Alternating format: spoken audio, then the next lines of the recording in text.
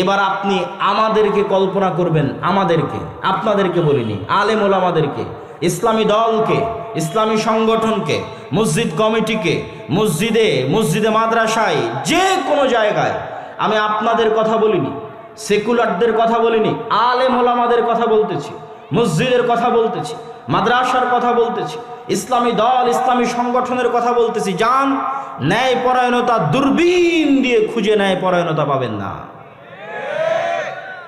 সালাত আছে, সিয়াম আছে, হজ আছে, যাকাত আছে, কিন্তু সবাই জালেম। ন্যায়পরায়ণতার বিপরীতটাই হচ্ছে জুলম, জালেম। হয় আমি আমার স্ত্রীর উপর জালেম, না হয় আমার স্ত্রী আমার উপর জালেম, হয় আমি আমার বোনের উপর জালেম।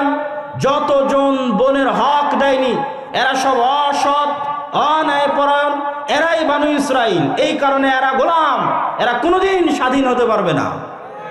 গোলামির মধ্যেই জীবন যাপন পার হয়ে যাবে, কেননা ধোকাই জীবন, মিথ্যাই জীবন এদের। এরা হচ্ছে হয় আমি আমার স্ত্রীর উপর জালেম, না হয় বোনের উপর জালেম, না হয় পাড়া প্রতিবেশীর উপর জালেম, না হয় নিজ ভাইয়ের উপর জালেম, না হয় অধস্তন কর্মকর্তা কর্মচারীর উপর জালেম, না হয় ঊর্ধ্বতন কর্মকর্তা কর্মচারীকে ধোকা দিয়ে জালেম। পুরো মুসলিম উম্মাহ চোখ দিয়ে দেখলে আপনি হতবাক হয়ে যাবেন। সবাই সালাত আদায় করতেছে, মসজিদে যাচ্ছে, সিয়াম আছে, হজ করতেছে, কিন্তু আমি কোনোদিন বাংলাদেশে নির্বাচনের সময় থাকার সুযোগ হয়নি, সবসময় বিদেশে পড়াশোনার কারণে। এবার থাকার সুযোগ হয়েছিল। কত মানুষকে দেখলাম আসে গল্প করতেছে যে সব দলের কাছ থেকে, সব এমপি মন্ত্রীর কাছ থেকে তারা টাকা নিয়েছে এই ওয়াদা দিয়ে যে তাকে ভোট দিবে। আর কত পাতি নেতা, বড় নেতার কাছ থেকে টাকা নিয়েছে যে এত ভোট তাকে নিয়ে দিবে। কিন্তু সবাই মিথ্যুক, সবাই ধোঁকাবাজ। অথচ ওরা সবাই সালাত আদায় করতে যাচ্ছে, ওরা সবাই আবার মসজিদে এসে দান করতেছে, ওরা সবাই আবার ইসলামী সম্মেলন, ইসলামী জালসাতে অতিথি হিসেবে এসে দান করতেছে। তাহলে পুরো ধোঁকাবাজির নিজাম, মিথ্যার নিজাম, শঠতা মুনাফিকের নিজাম, এর মধ্যে বসবাস করে কেমনে আপনি কল্পনা করতে পারেন যে মুসলমানেরা স্বাধীন হবে, মুসলমানেরা গোলামি থেকে মুক্তি পাবে? ফ্রান্সের রাজধানী, ফ্রান্সের আইফেল টাওয়ারের রাজধানীতে অবস্থিত আইফেল টাওয়ারের পাশে রাত 12টার সময় যতজন বিড়িখোর আছে, জুয়াখোর আছে, মদখোর আছে, সবগুলো মুসলমান। আপনি ভারতের যে কোনো জেলা যেখানে মুসলমানের সংখ্যা বেশি আছে, আমি যখন ভারতে ছিলাম তখনকার কথা অনুযায়ী এখন পরিবর্তন হতেও পারে, সেই আদালতে গিয়ে দেখবেন চুরির মামলা, ডাকাতির মামলা, মদের মামলা, জুয়ার মামলা, সবচেয়ে বেশি মামলা 80%, 70% মামলা মুসলমানের নামে। মিথ্যা মামলা নয়, সত্য মামলা। এই জন্য আমি বলেছি যে আমরা হচ্ছি এই যুগের বানু ইসরাইল। এখন আগের প্রশ্নে দ্বিতীয় প্রশ্নে চলে যায় যে যেই বানু ইসরাইলদের ঘটনা শোনালাম, এরা তো নবীর সন্তান। এরা নবীর সন্তান হওয়ার পরেও কিভাবে এত নিম্ন লেভেলে চলে গেল যে মুসা আলাইহিস সালামের সাথে 24 ঘন্টা এই রকমের ধোঁকাবাজি, শঠতা, মিথ্যা দিয়ে তাদের আচরণ পরিপূর্ণ হয়ে গেল কেমনে? এটার উত্তর হচ্ছে আমার ছোট্ট গবেষণা, আমার ছোট্ট চিন্তা ভাবনায় আমি যেটা বুঝেছি, মুসলমানদেরকে দেখে বুঝেছি, তাদেরকে দেখে নয়। আজকের যুগের মুসলমানদেরকে দেখে আমি বুঝেছি মূলত কারণ হচ্ছে এই বানু ইসরাইলেরা ইউসুফ আলাইহিস সালামের মৃত্যুর পর, আমি বলেছিলাম যে ইউসুফ আলাইহিস সালামের মৃত্যুর 300, 350, 400 বছর পর মুসা আলাইহিস সালাম এসেছে। এই ইউসুফ আলাইহিস সালামের মৃত্যুর পর বানু ইসরাইলেরা গোলাম হয়ে যায়, ফেরাউনের গোলাম। ফেরাউনের গোলামি করেছে তারা 300 বছর। আর যখন মানুষ গোলাম হয় তখন সেলফ রেসপেক্ট থাকে না, আত্মমর্যাদা থাকে না, আত্মসম্মান থাকে না। তখন মানুষ বিক্রি হয়ে যায়, অন্তর ছোট হয়ে যায়, ছোট ছোট বিষয় নিয়ে মারামারি করে, মানুষের অন্তর ছোট হয়ে যায় গোলামির কারণে, মানুষের অন্তর নত হয়ে যায় গোলামির কারণে, মানুষের ব্যক্তি সম্মান নষ্ট হয় গোলামির কারণে, মানুষের ব্যক্তিত্ব, আত্মমর্যাদা, আত্মসম্মান নষ্ট হয় গোলামির কারণে। দলিল আমার কাছ থেকে দলিল হচ্ছে এই জন্যই আল্লাহ সুবহানাহু ওয়া তাআলা মুসা আলাইহিস সালামকে বানু ইসরাইলদের সাথে বড় করেননি। মুসা আলাইহিস সালামকে আল্লাহ বড় করেছেন ফেরাউনের বাড়িতে। ফেরাউনের বাড়িতে মুসা আলাইহিস সালাম স্বাধীনভাবে আত্মমর্যাদা নিয়ে, আত্মসম্মান নিয়ে, ব্যক্তিত্ব নিয়ে রাজপুত্র হিসেবে ফেরাউনের বাড়িতে বড় হয়েছে। ফেরাউনের বাড়িতে বড় হওয়ার কারণেই মুসা আলাইহিস সালাতু ওয়াস সালাম যখন বাড়ি থেকে বের হয়ে দেখছেন 25-30 বছর বয়স যে একজন ফেরাউনের লোক একজন বানু ইসরাইলের লোকের উপর অত্যাচার করতেছে, তখন মুসা আলাইহিস সালাম এক থাপ্পড়ে ফেরাউনের লোককে মেরে ফেলে দিয়েছেন। এই থাপ্পড় দেওয়ার জাজবা কোনো গোলামের থাকতে পারে না। এই থাপ্পড় দেওয়ার জাজবা মুসা আলাইহিস সালামের মধ্যে এই জন্যই এসেছে যে উনি স্বাধীনভাবে ফেরাউনের বাড়িতে বড় হয়েছেন। আল্লাহ সুবহানাহু ওয়া তাআলা এই জন্যই ওনাকে বানু ইসরাইলের সাথে বড় করেনি, কিন্তু উনি তো স্বাধীনভাবে আত্মমর্যাদা নিয়ে বড় হলেন, কিন্তু যাদের উনি নবী এরা তো 300 বছর থেকে গোলাম। এই জন্য কথায় কথায় এদের আচরণ দেখেন, নবীকে বলতেছে তোমার আল্লাহকে না দেখলে ঈমান আনবো না, নবীকে বলতেছে এক খাবার প্রতিদিন ভালো লাগে না, নবীকে বলতেছে তুমি যাওয়ার তোমার আল্লাহ গিয়ে যুদ্ধ করো, তারপরে জয় হলে আমরা আসবো। এই ধরনের কথা একজন নবীর সাথে কেমনে যায়? নবী ব্যক্তিত্ব, আত্মমর্যাদা, আত্মসম্মান, সত্যবাদিতা, আমানতদারিতা, ন্যায়পরায়ণতার বৈশিষ্ট্যে বড় হয়েছে, আর এরা গোলামির জীবনযাপন করেছে। এই জন্য এদেরকে উনি চালাতে পারেননি। আমরা মুসলমানেরা আমাদেরও স্বভাব এতটা নিকৃষ্ট, এতটা খারাপ, এতটা জঘন্য ছিল না, কিন্তু দীর্ঘ 200, 250, 300 বছরের ব্রিটিশদের গোলামি আমাদেরকে মিথ্যুক, দুর্নীতিবাজ, ধোঁকাবাজ, ফাঁকিবাজ বানিয়ে ছেড়েছে। আমাদের রক্তের মধ্যে মিথ্যা, ধোঁকা, দুর্নীতি এবং ফাঁকি ঢুকে গেছে গোলামি করতে করতে। আপনাদের আরএস পর্চার আগের সিএস এবং এসএ পর্চা খুলে দেখেন, আপনারা জমির মালিকই ছিলেন না। ওখানে তাদের নাম লেখা আছে যে জমিদারের নামে কর এবং খাজনা দেওয়া হতো, জমির মালিকই ছিলেন না। ব্রিটিশরা পিটিয়ে নীল চাষ করাতো এই অঞ্চলের মানুষকে, আর ডিভাইড অ্যান্ড রুলস, একজনকে আরেকজনের বিরুদ্ধে লাগিয়ে রেখে শাসন করত। তো একজন আরেকজনের বিরুদ্ধে লাগতে লাগতে, মারামারি করতে করতে অন্তর ছোট হয়ে গেছে, জাতিগতভাবে অন্তর ছোট হয়ে গেছে। তার প্রমাণ সাধারণ মানুষ বাদ, আপনি আলেম ওলামাকে দেখেন না মঞ্চে উঠে, স্টেজে উঠে কিভাবে গালাগালি করে। আলেম ওলামাদের দেখলে আপনি বুঝতে পারবেন যে ব্যক্তিত্ব, আত্মসম্মান, আত্মমর্যাদা জাতি হিসেবে আমাদের কোথায়। আপনি বলবেন এটা কি শুধু বাংলাদেশের মুসলমানদের অবস্থা? জি না, বাংলাদেশের মুসলমানদের চেয়ে ভয়াবহ, জঘন্য, নিকৃষ্ট অবস্থা আফ্রিকার মুসলমানদের। তারা আরো বেশি জঘন্য গোলামি করেছে ফ্রান্সের, ইতালির, স্পেনের।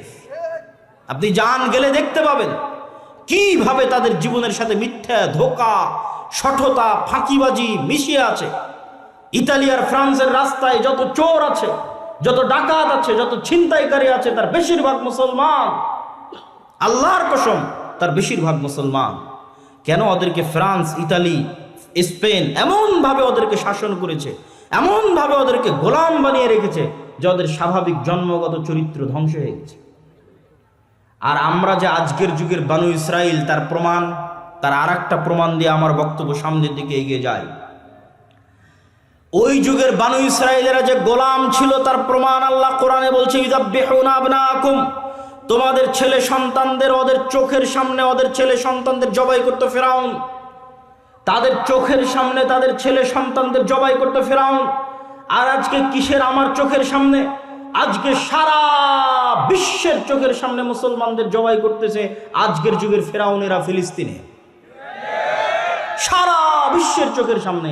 এই একটাই প্রমাণ করে যে আপনি গোলাম, আমি গোলাম, আমরা কৃতদাস, গোলামের জীবন যাপন করছি। আমরা হচ্ছে এই যুগের বানু ইসরাইল, আর ওরা হচ্ছে এই যুগের ফেরাউন।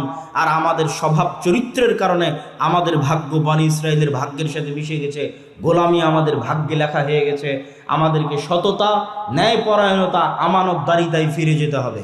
এই জন্য আল্লামা ইকবাল বলেছেন, সবক ফিরসে পড় সাদাকত কা, আদালত কা, শুজাআত কা, লিয়া জায়েগা তুঝসে কাম, দুনিয়া কি ইমামত কা। এই মুসলমানেরা, এই মুসলিম জাতি, এই মুসলিম উম্মাহ, আমি তোমাদেরকে বলছি, তোমাদের মধ্যে সালাত আছে, সিয়াম আছে, হজ আছে, যাকাত আছে।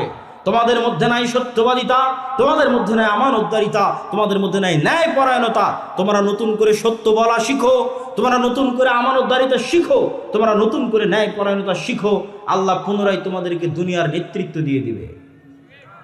এটা আল্লামা ইকবাল তার কবিতার মধ্যে লিখে গেছেন। উনি ধরতে পেরেছিলেন আজকের মুসলমানেরা কোন অবস্থায় আছে, কি সমস্যার মধ্যে আছে, সেটা তিনি ধরতে পেরেছিলেন। সম্মানিত উপস্থিতি, মুসলমানদের এই ভয়াবহ গোলামির চিত্র, ভয়াবহ দাসত্বের চিত্র আপনি যদি দূরবীন দিয়ে দেখতে চান, তাহলে একটি দৃশ্যই আপনার জন্য যথেষ্ট। যে মুসলমানেরা কিরকম গোলামি, কিরকম দাসত্বের মধ্যে নিমজ্জিত আছে। একটি চিত্র বলে আমার বক্তব্য সামনের দিকে এগিয়ে নিয়ে যাই। সারা বিশ্ব থেকে, শুধু বাংলাদেশ নয়, Bangladesh, Pakistan, Malaysia, Syria, Libya, Yemen, মিশর, আফ্রিকা, সারা বিশ্ব থেকে মুসলমানেরা অবৈধ উপায়ে ইউরোপ এবং আমেরিকা যাওয়ার জন্য, ইউরোপের কান্ট্রিগুলোতে যাওয়ার জন্য লিবিয়ার নদী বন্দর, সমুদ্র বন্দরে জমা হয়।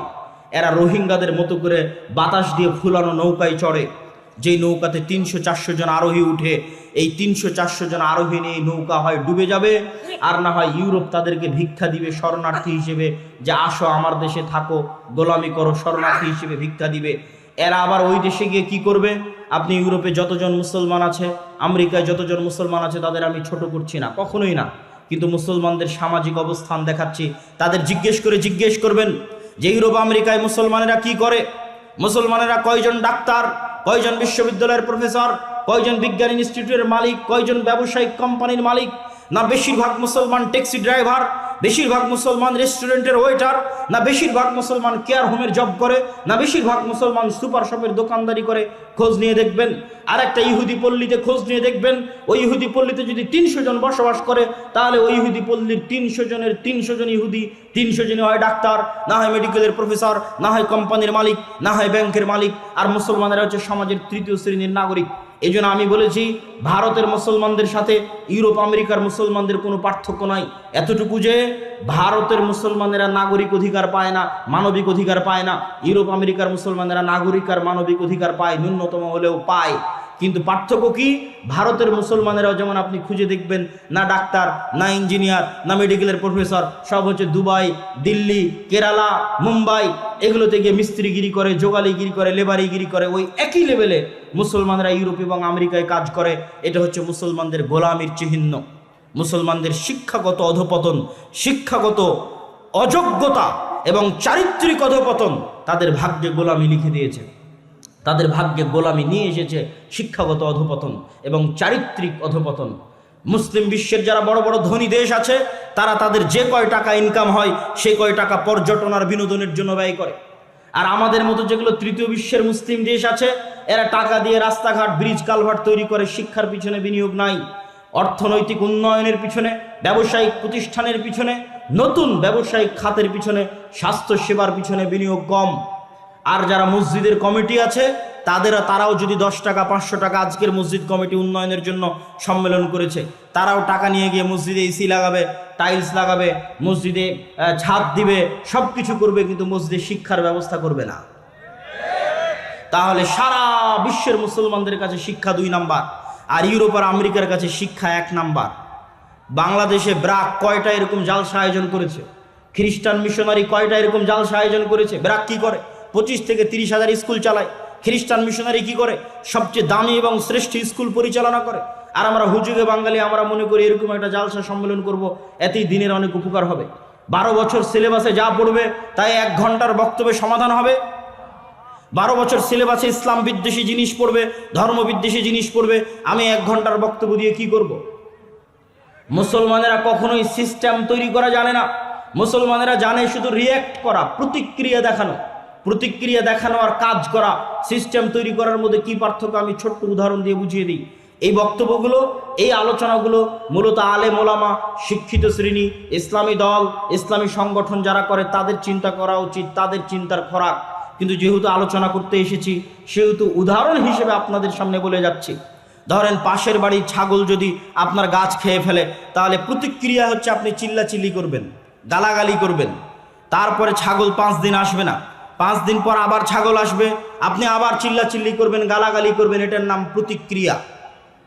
আর অ্যাক্ট কি, কাজ কি, সিস্টেম কি? আপনি ওই গাছটা বেড়া দিয়ে ঘিরে দিবেন, তার পাশে আরো বড় প্রাচীর দিয়ে ঘিরে দিবেন, যেন ওই ছাগল আর কোনোদিন এই গাছের কাছে আসতেই না পারে। এটা হচ্ছে কাজ। মুসলমানেরা সবসময় কি করে?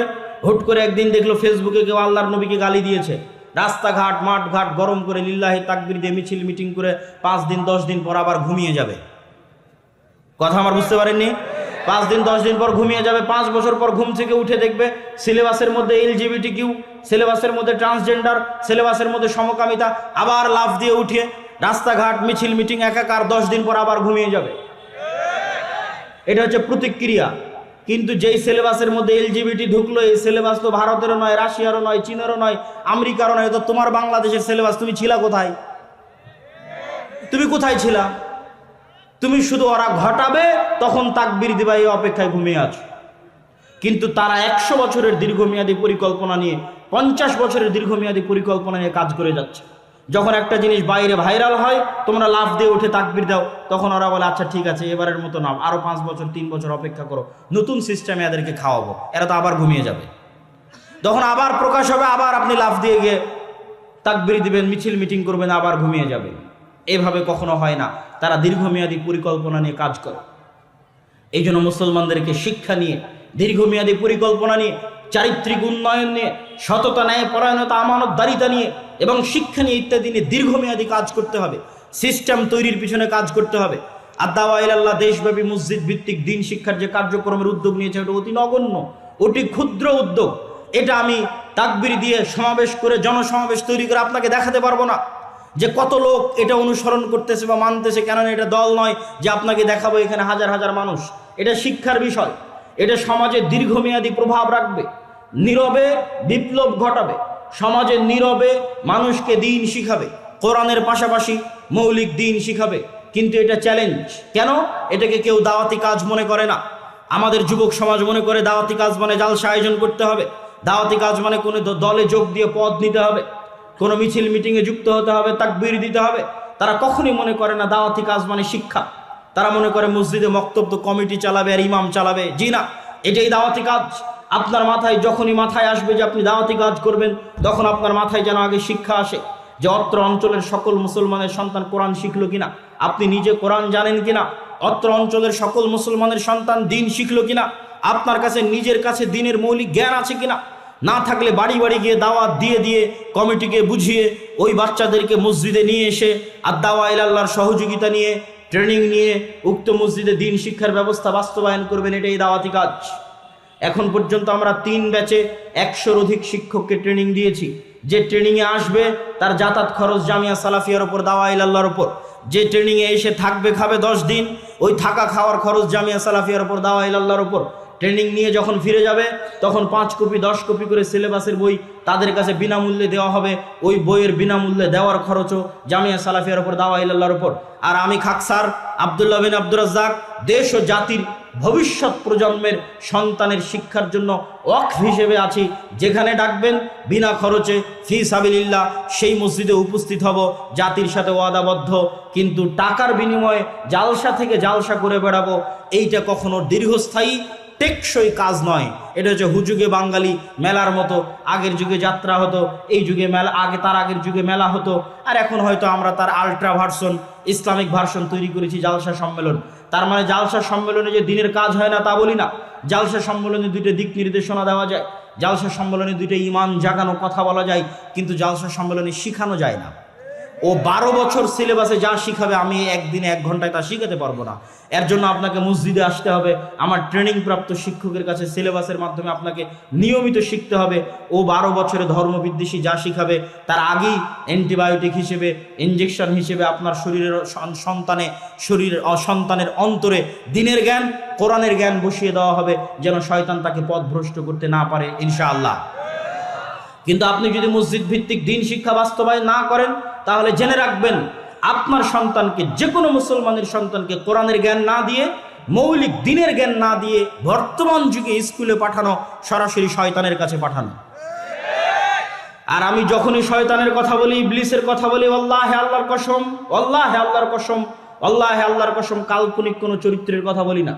যে ইবলিস পৃথিবীতে বাস করে, যে ইবলিস আদম আলাইহিসসালাতু ওয়াসসালামকে সিজদা করেনি, সরাসরি ওই ইবলিসের কথা বলি। আমি বক্তব্যে বলেছি শরীফ এবং শরীফার গল্প, ট্রান্সজেন্ডারের গল্প ইবলিস স্বয়ং নিজে লিখেছে। তো আমি যখন বলেছি ইবলিস নিজে লিখেছে, আল্লাহর কসম আমি এটা কাল্পনিক চরিত্র হিসেবে ব্যবহার করিনি। আমি সত্যি সত্যি ওই ইবলিস বুঝিয়েছি যে পৃথিবীতে বাস করে, ওই ইবলিস বুঝিয়েছি যে আদম আলাইহিসসালাতু ওয়াসসালামকে সিজদা করেনি সেই ইবলিস। এই ইবলিসের সবচেয়ে বড় এজেন্ডা হচ্ছে মানুষকে তার স্বাভাবিক মর্যাদা থেকে, স্বাভাবিক মান সম্মান থেকে নিচে নামিয়ে দেওয়া। তাহলে মানুষ যখন এই ধরনের জঘন্য, নিকৃষ্ট, পশু বৃত্তিতে লিপ্ত হয়ে যাবে, তখন ইবলিস খুশি হবে, ইবলিস শান্তি পাবে, ইবলিস আরাম পাবে। এই জন্য সারা পৃথিবীতে ইবলিস তার এই এজেন্ডা নিয়ে কাজ করতেছে। অতএব আপনি আপনার সন্তানকে দিন না শিখে স্কুলে পাঠালেন মানে ইবলিসের কাছে পাঠালেন। আর সেই দিন আরো ভয়াবহ হবে। কোন দিন ভয়াবহ হবে? আপনি জার্মানিতে খোঁজ নেন, ফ্রান্সে খোঁজ নেন, যে কোনো প্রবাসী ভাইয়ের কাছে, যে মুসলমানের সন্তান যদি স্কুলে যায় আর স্কুলে যদি তাকে সমকামিতা শেখানো হয়, আর বাবা যদি এই সমকামিতার প্রোটেস্ট করে, যেটা আমাদের দিনে হারাম, বা বাবা যদি সন্তানকে শাসন করার চেষ্টা করে, আর ওই সন্তান যদি স্কুলে গিয়ে শিক্ষককে বলে যে আমার স্কুলে যেটা শেখানো হচ্ছে বাবা তার বিরোধিতা করতেছে এবং আমাকে এটা করতে দিচ্ছে না বা মানতে দিচ্ছে না, সাথে সাথে গভর্নমেন্টের পক্ষ থেকে পুলিশের মাধ্যমে ওই সন্তানকে বাপ মা থেকে আলাদা করে দেওয়া হবে, সন্তানকে সেফ হোমে রাখা হবে। মাসে একদিন, বছরে একদিন সন্তানকে আপনি দেখতে পাবেন, সন্তানকে আপনি শিক্ষা দিতে পারবেন না। সন্তান জন্ম দিয়েছেন আপনি, সন্তানের পিছনে খরচ করছেন আপনি, খাওয়াচ্ছেন আপনি, কিন্তু সন্তানকে শিক্ষা দিবে, মানুষ করবে স্বয়ং ইবলিস নিজে। সেই ভয়াবহ দিন এখনো আসেনি।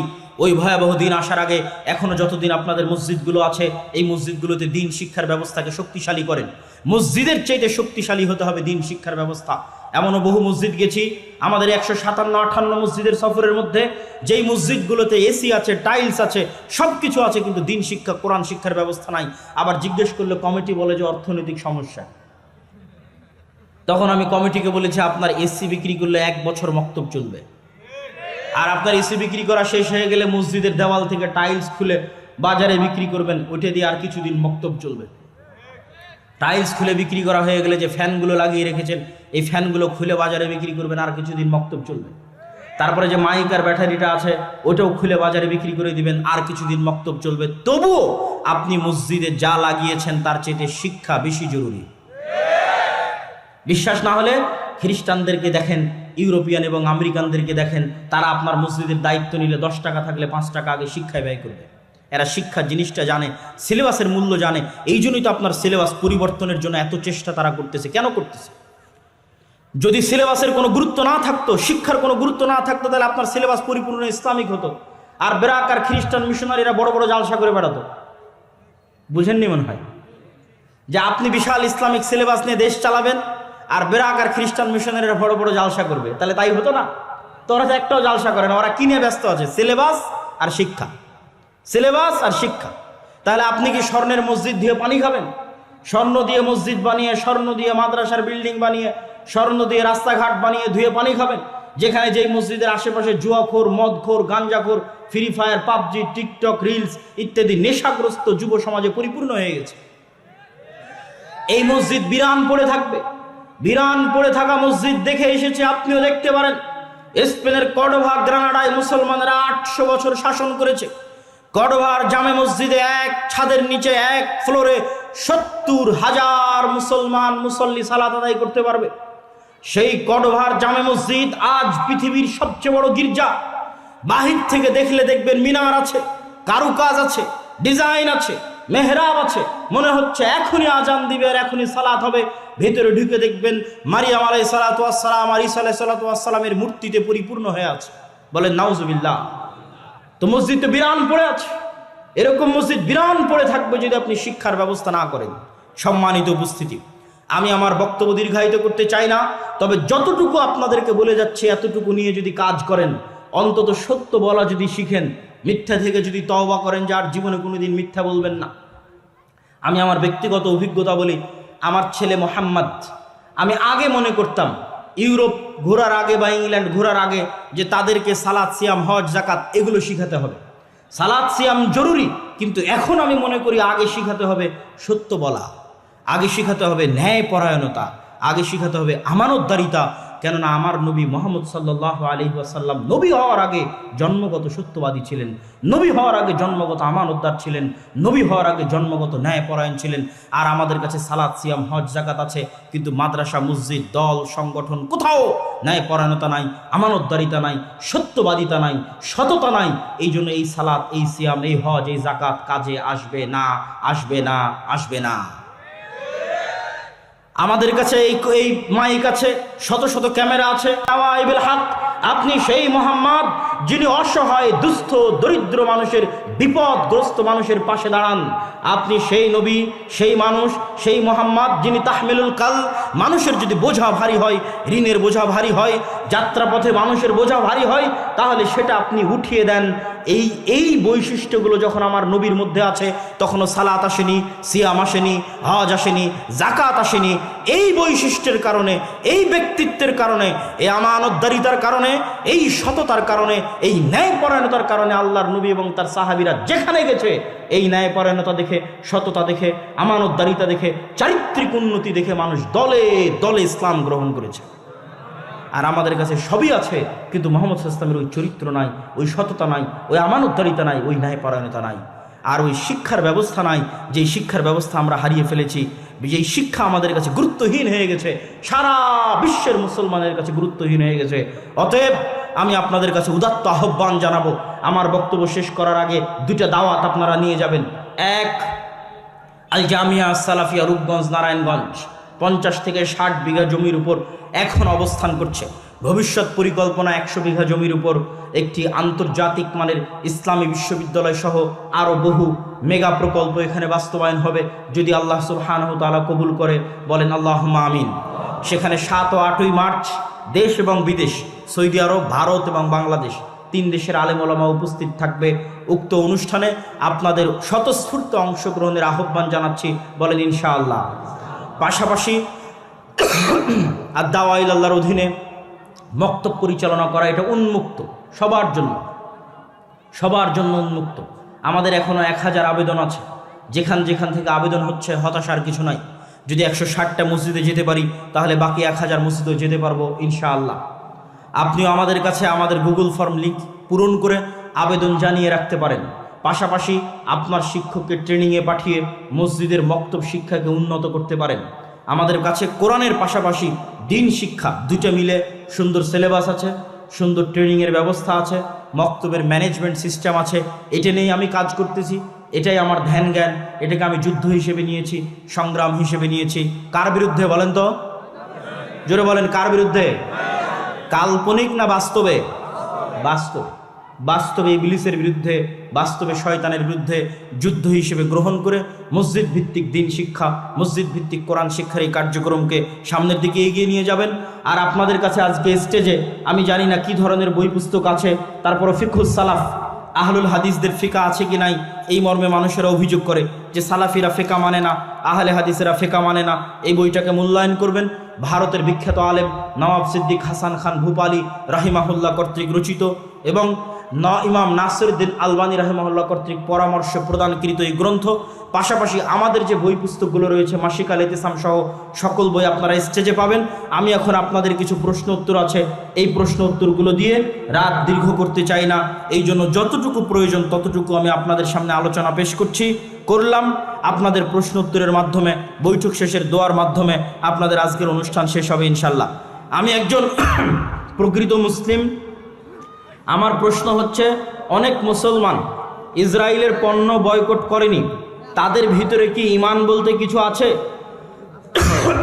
উত্তর হচ্ছে, আপনার প্রশ্নের উত্তর হচ্ছে, কোনো মুসলমান যদি ইসরায়েলের পণ্য এই আশায়, এই নিয়তে কিনে যে ইসরায়েলকে সহযোগিতা করবে, তাহলে সে কাফের হয়ে যাবে।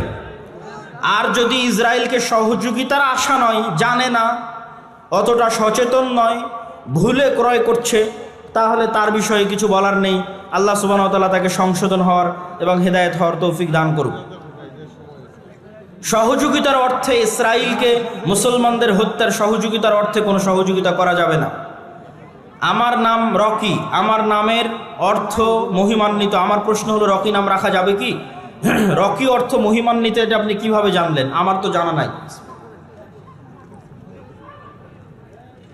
পবিত্র কোরআন ও সহিহ হাদিস অনুসারে 5 ওয়াক্ত সালাত জুমা সহ আদায় করার জন্য এবং মসজিদ সকল কার্যক্রম পরিচালনার উদ্দেশ্যে আমি মসজিদ নির্মাণ করার জন্য গ্রামে জমি দান করেছি, কিন্তু সে মসজিদে জুমার সালাত 2 আজানে আদায় করা হয়। 5 ওয়াক্ত সালাত আউয়াল ওয়াক্তে আজান আনতে আদায় করা হয় না। এমত অবস্থায় জমি দানের জন্য কোরআন সুন্নাহ অনুসারে আমি কোনো নেকি আছে কিনা জানতে চাই। আপনি অবশ্যই নেকি পাবেন, তবে তাদের আমলকে সংশোধনের চেষ্টা করতে হবে। তারা আউয়াল ওয়াক্তে সালাত আদায় করতেছে না, এই তার অর্থ এই নয় যে তাদের সালাত বাতিল হয়ে যাচ্ছে। আউয়াল ওয়াক্তে সালাত আদায় করলে নেকি বেশি, তবে ওয়াক্ত যতক্ষণ আছে ততক্ষণের মধ্যে সালাত আদায় করা যাবে, তবে আউয়াল ওয়াক্তে সালাত আদায় করা জরুরি। অতএব তাদের সালাত বাতিল হচ্ছে না, আপনি নেকি পাবেন ইনশাআল্লাহ, তবে সংশোধনের চেষ্টা করতে হবে। সহজভাবে বলবেন, আমার রাগ কমাবো কিভাবে? রাগ কমানোর দোয়া আছে কি? রাসূল সাল্লাল্লাহু আলাইহি ওয়াসাল্লাম শিখিয়ে দিয়েছেন, রাগ শয়তানের পক্ষ থেকে আসে। আউযু বিল্লাহি মিনাশ শাইতানির রাজিম বলতে বলেছেন, ওযু করতে বলেছেন, বসতে বলেছেন, বসাতেও রাগ না কমলে শোয়ার জন্য বলেছেন। অতএব রাগ কমার দোয়া আউযু বিল্লাহি মিনাশ শাইতানির রাজিম। রাগ হলে করণীয় বসে যাওয়া, বসায় বন্ধ না হলে শোয়া, তাতে বন্ধ না হলে ওযু করা। জনাব, তাগুত বর্জন করা ফরজ। তাহলে তাগুত কিভাবে বর্জন করব? তাগুত হচ্ছে শিরক, আল্লাহর বিরুদ্ধে শিরকি হচ্ছে প্রকৃত তাগুত। শিরক বর্জন করাই হচ্ছে তাগুত বর্জন করা, আর তাওহীদ অনুসরণ করাই হচ্ছে তাগুত বর্জন করা। বর্তমান সময়ে বেশিরভাগ মানুষ সামাজিক যোগাযোগ মাধ্যমে দোয়া চায় আল্লাহর কাছে। এটা কি জায়েজ? যে কোনো অবস্থায়, যে কোনো জায়গায়, যে কোনো মাধ্যম ব্যবহার করে দোয়া চাওয়া যাবে। চিঠিতে দোয়া চাওয়া যেমন, সামাজিক যোগাযোগ মাধ্যম ফেসবুকে দোয়া চাওয়া তেমন। আগের যুগের সালাফে সালেহিনরা চিঠি লিখলে চিঠিতে দোয়া করতেন। আমাদের নবী স্বয়ং চিঠির মধ্যে লিখেছেন আসসালামু আলা মানিত্তাবা আল হুদা, এটাও একটা দোয়া। শায়েখ বিয়ের ব্যাপারে একটা ছেলের মাঝে কি কি বৈশিষ্ট্য থাকলে বুঝতে পারবো যে সে আসলে প্রকৃত দিনদার? শুধু ছেলে নয়, ছেলে মেয়ে উভয়ের ক্ষেত্রে আপনাদেরকে একটা নাসিহা করে যাই, যে আপনারা যদি মনে করেন দিনদার মেয়ে পাত্রী হিসেবে নিবেন, আপনারা যদি মনে করেন দিনদার ছেলে পাত্র হিসেবে নেবেন, তাহলে আপনাদের জন্য নাসিহা হচ্ছে, মাদ্রাসার ছাত্রী হিসেবে, বোরখা হিসেবে, পর্দা হিসেবে কখনোই দিনদার বাছাই করবেন না। আবারও বলি, মেয়েদের দিনদারিতা দেখার জন্য কখনোই মাদ্রাসার ছাত্র, কোরআনের হাফেজ, দাওরা পাশ এবং পর্দা দেখবেন না। কি দেখবেন? মেয়েদের দিনদারিতা দেখার জন্য মেয়ের মাকে দেখবেন, মেয়ের খালাকে দেখবেন, মেয়ের ফুফুকে দেখবেন। মেয়ের মা, খালা, ফুফু যদি নরম আচরণ, ভদ্র ব্যবহার, শালীনতার মধ্যে থাকে, সংসার টিকে আছে, তাদের নামে কোনো দুর্নাম নাই, তাহলে মেয়ে জেনারেল লাইনে হলেও দিনদারিতা।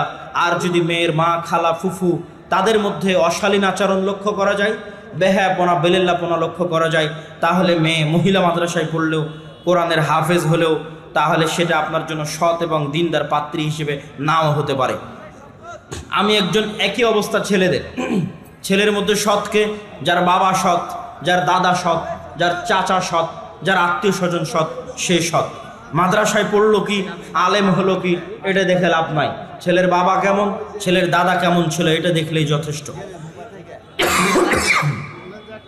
আমি একজন ব্যবসায়ী, আমার প্রশ্ন হলো, আমি অনেক সময় মাছ ধরেন 800 টাকা কিনি, এখান থেকে ভালো মন্দ বিবেচনা করে একটি 950, অন্যটি 800 বা 750 বিক্রি করতেছি। এটি কতটুকু ইসলামের সাথে যাচ্ছে? আপনি যতক্ষণ মিথ্যা না বলতেছেন ততক্ষণ ব্যবসায় লাভ করা হালাল, জায়েজ। যতক্ষণ মিথ্যা না বলতেছেন। লাভের মার্জিন কেমন হবে? লাভের মার্জিন আল্লাহর নবীর আদেশ অনুযায়ী, সাহাবীদের বৈশিষ্ট্য অনুযায়ী, কম লাভ বেশি বিক্রি, দ্রুত এবং দীর্ঘমেয়াদে ধনী হওয়ার উপায়। কম লাভ বেশি বিক্রি। একজন একটা বিক্রি করে 500 টাকা ইনকাম করবে, আপনি 500টা বিক্রি করবেন 1 টাকা করে লাভ নিয়ে, আপনিও 500 টাকা ইনকাম করবেন, আপনি বড় ধনী হবেন ইনশাল্লাহ, একদিন অনেক বড় ধনী হবেন। আর যদি একটা মালই বিক্রি করে 500 টাকা ইনকাম করতে চান, ধনী হতে পারবেন না। প্রিয় শায়েখ, আমার কোনো আত্মীয় যদি সুদ খায়, তাহলে কি তার বাসায় দাওয়াত খাওয়া যাবে? যদি তার পরিপূর্ণ ইনকামই হারাম সুদের উপর হয়, তাহলে তার বাসা দাওয়াত থেকে বিরত থাকতে হবে। আর যদি কোনো প্রশ্ন না থাকে, আমরা বৈঠক শেষের দোয়া পড়তে পারি নাকি? মেহেদি ভাই, বৈঠক শেষের দোয়া পড়ি? বৈঠক শেষের দোয়া পড়ে নি?